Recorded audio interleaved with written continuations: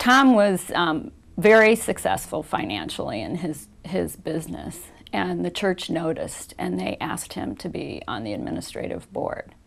And one of their projects was to develop a Christian radio station. And for the first time in our membership at that church, they came over to our home to ask us for money to support that radio station. And we just had a really hard time with that they would come to us for money when they weren't there for us in our suffering and our pain. And we were so offended that we left the church for 15 years. During those 15 years, Tom and I moved from Lexington to St. Louis to be around family. And his business continued to flourish. And we had 2 healthy boys. And we were building a house in Ladue to be closer to their private schools. William had transferred to MICDS in 6th grade. And it was at MICDS that I met my friend, Sally McNeil, at orientation. And we decided to volunteer in the bookstore in the middle school.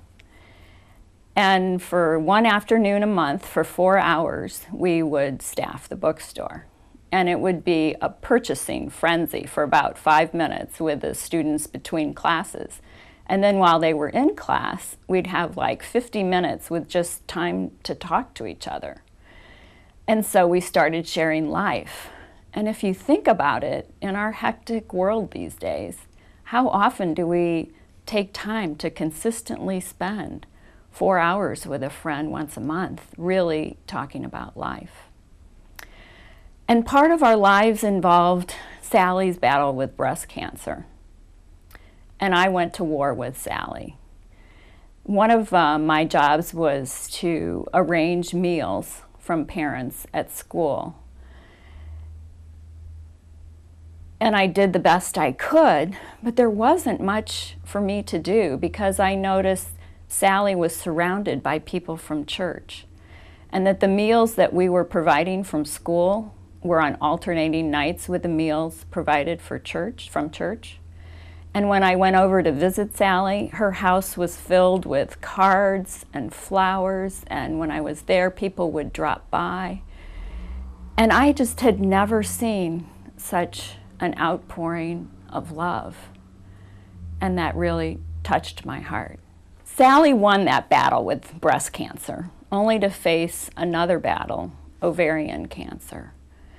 And I remember she called me to tell me that her ultrasound and blood tests confirmed it, and that the doctors were going to do a total hysterectomy that week and take out any metastasis they saw to give her a better chance at life and more time. And I just remember getting off the phone with her and just sobbing. And my boys were asking, "What's wrong, Mom? What's wrong?" And I just kept crying out, "Sally has no hope. This is like a death sentence. People are lucky to survive months with ovarian cancer." And later that week, Sally had her surgery, and she called me that afternoon when she got out of the recovery room. And she said, "It's a miracle. It's a miracle. You won't believe it.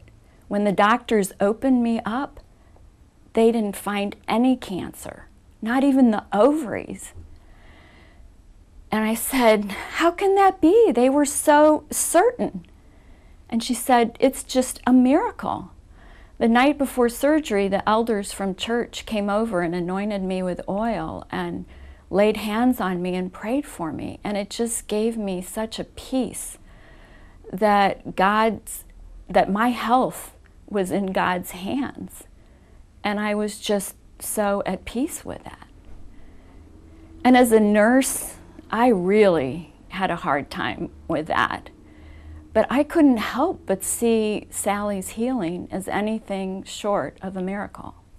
One day when we were playing doubles tennis together, she asked me to come to Green Tree because she was going to give her testimony on Sunday. And Sally knew I wasn't attending church anywhere. And she warned me that Green Tree was a little different, that it was not a traditional service. And in fact, Green Tree was held in the middle school cafeteria at North Kirkwood. And that was a stretch for me because I actually went to school at North Kirkwood Middle School. So to me, that was the cafeteria that Green Tree used as a sanctuary for worship. So out of loyalty to my tennis partner and bookstore buddy, I did go to Green Tree that day in the fall of 2000. And that invitation changed my life. It started to soften my heart. That the music really touched me, and I learned so much from the lyrics. And Tom Ricks's preaching was practical and humble, and I could understand it. And the best thing was they didn't pass an offering plate. And so I could see that God was starting to soften my heart. Although I never doubted that God existed, I didn't really know what faith was. There were barriers that kept me from knowing Christ and His love. And one of those barriers was that I didn't believe that the Bible was the Word of God.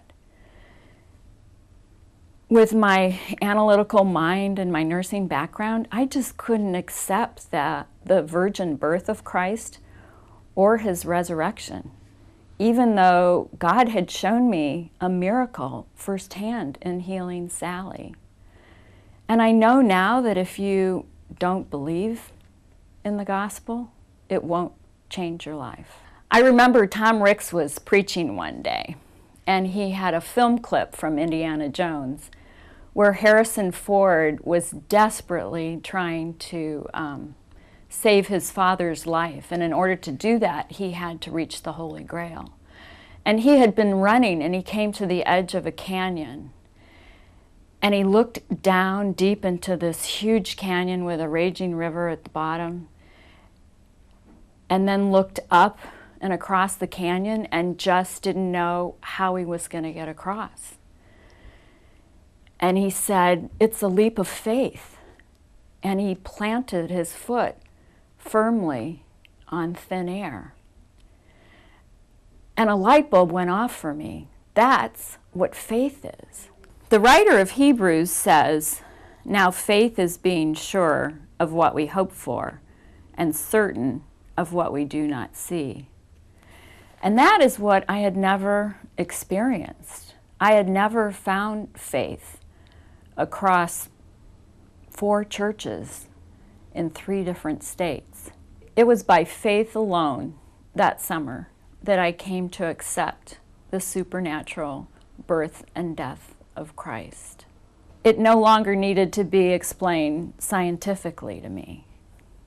And God was breaking down another barrier and drawing me closer to Him. And I realize now I had become a seeker.